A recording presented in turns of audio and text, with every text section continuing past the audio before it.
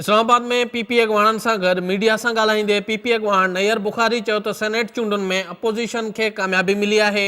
हुन चयो त सेनेट चूंडुनि खां पोइ नून लीग मायूसी जे आलम में आहे। संदसि चवणो त चूंडुनि खां पोइ इल्ज़ाम भरण जो सिलसिलो शुरू कयो वियो आहे। नैयर बुखारी चयो त पहिरियां चवंदा हुआ छो कढियो वियो, हाणे चवनि पिया छो मारियो वियो। ॻाल्हि कढण खां मारण ताईं वञी पहुती आहे। हुन चयो त सेनेट में कंहिं बि पार्टीअ खे वाज़ह अक्सरियत न हुई, गॾियल अपोज़िशन पंहिंजा उम्मीदवार बीहारिया ऐं खेनि कामयाबी मिली। संदसि चवणो त जमहूरियत खे नुक़सान पहुचाइण जी कोशिश कई पई वञे। पीपी अॻवान चयो त सेनेट जी चूंड सां जमहूरी इदारनि खे मज़बूती मिली आहे। हुन चयो त मौजूदा हुकुमरान जमहूरी तसलसुल खे ख़राब करणु चाहिनि था। नैयर बुखारी चयो त पीपुल्स पार्टी मुल्क में जमहूरियत जो अमल हलंदो ॾिसणु चाहे थी।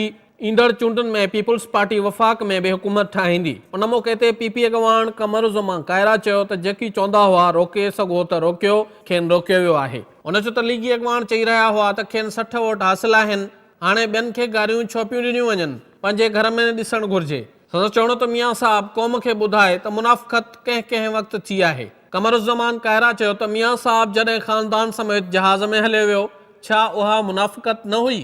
संदसि चवणु हो त हू पंहिंजी जॻह ते बीठा आहिनि, नवाज़ शरीफ पाण फिरी वियो आहे। मियां साहब आज अगर आपने ये दास्तान छेड़ी ली है तो कौम को बता तो दे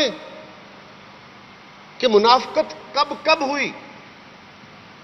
हम तो हमेशा तारीख के उस तरफ खड़े रहे जहां सिर्फ सच बोला और सच बोलने की सजा में फांसियां चढ़े। जब आप रातों रात माफीनामा लिख के और जहाज में बैठ के अपनी दौलत, अपने नौकर चाकर फैमिली लेके चले गए थे, वो कौन सी सियासत थी? वो शायद मुनाफिकत नहीं थी।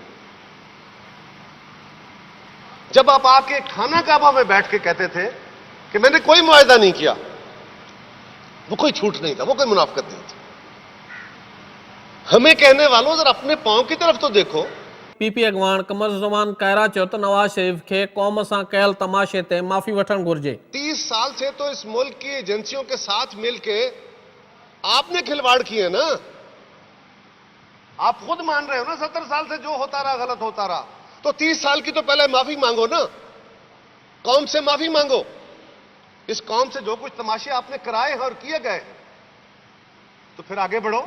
नए चूंडियल सेनेटर मौला बख्श चांडे चयो त सेनेट चूंडुनि में मियां साहब जे तकबुर जी शिकस्त थी आहे। हुन चयो त सेनेट चूंडुनि में मुख़ालिफ़ धुर जे इत्तेहाद जी कामयाबी थी आहे। संदसि चवणो हो त मियां साहब पंहिंजे माण्हुनि खे ख़राब ॿोली इस्तेमालु करण खां रोके। मौला बख्श चांडे चयो त सूबनि सां दुश्मनी नवाज शरीफ जी शिकस्त जो सबबु आहे। आपका तकब्बुर आपकी शिकस्त का बायस है, आपकी सूबे दुश्मनी आपकी शिकस्त का बायस है। लेकिन आपकी जो तौहीन हो रही है ये आपके दोस्त करवा रहे हैं। भुट्टो को फांसी चढ़ाकर अब आपको भुट्टो याद आया है, अब आपको बीबी याद आई है। सरे राहुल को खून में नहला दिया आप लोगों ने, तब आपको बीबी याद नहीं आई। पनामा के बाद आपको भुट्टो भी याद आ गया। ये भुट्टो की सच्चाई है, ये बीबी की सच्चाई है कि उनके कातिल भी उनकी तारीफें कर रहे हैं।